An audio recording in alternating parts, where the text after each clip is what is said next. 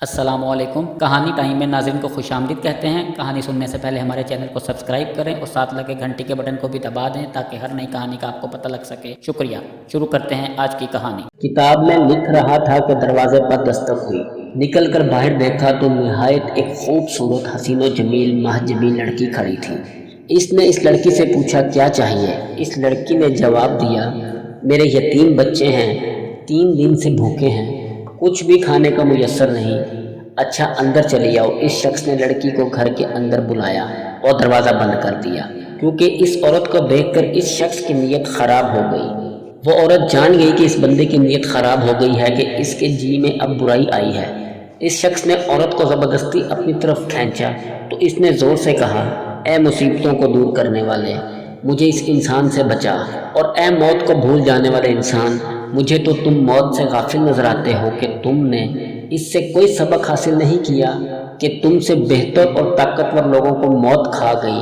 ان کو بھی اس دنیا سے سوائے تھوڑی سی روزی اور کپڑے کے کچھ بھی نہ نصیب ہوا، اور جو منزلیں اور بڑے بڑے گھر انہوں نے آباد کیے وہ بھی خالی رہ گئے، اور تم خود بھی کل یا اگلے روز تنہا قبرستان میں جا گزین ہو کر ان کی ہمسائیگی میں چلے جائے گا۔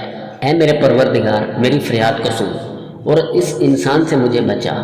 اس شخص نے جب یہ فریاد سنی تو بہت رویا اور اس عورت کو چھوڑ دیا۔ اس شخص نے اس عورت کو کھانے کی چیزیں دی اور کہا یہ اپنے بچوں کو کھلاؤ، میں بہت گناہ گار انسان ہوں۔ اپنے بچوں سے کہنا اللہ سے میرے لیے دعا کرے کہ میرے گناہ معاف کر دے، اور جو گناہ میں اپنی کتاب میں لکھتا رہا وہ گناہ معاف ہونے کے بعد مٹ جائیں۔ اس عورت نے جاتے ہوئے اس شخص کو بہت دعائیں دی۔ جب وہ عورت چلی گئی تو بندے نے اپنی کتاب میں لکھا کہ میں نے ایک عورت سے آج زنا کرنا چاہا۔ کتاب کھولنے بیٹھ گیا۔ جیسے ہی اس نے پہلا صفحہ کھولا تو اس پر کچھ لکھا ہی نہیں تھا۔ تمام کتاب چھان ماری لیکن گناہوں کا تمام ریکارڈ کتاب سے پاک ہو چکا تھا۔ اس شخص نے اللہ کا شکر ادا کیا اور ماں کے پاس چلا گیا۔ ماں کو کہا کہ اس کے گناہ معاف ہو گئے ہیں، کیونکہ میں نے اللہ پاک سے ایک عورت کے ہاتھ پر صلح کر لی۔ اس کے بعد اس نے وضو کیا اور نماز پڑھی اور دعا کی اے رحمان، جیسے آپ نے میرے گناہ مٹا دیے، اب مجھے اپنے پاس بلا لیں۔ یہ کہہ کر سجدہ کیا۔ ماں نے جب دیکھا کہ سجدہ طویل ہو گیا تو اس کو حرکت دی، دیکھا کہ روح پرواز کر چکی ہے اور اس کا انتقال ہو چکا ہے۔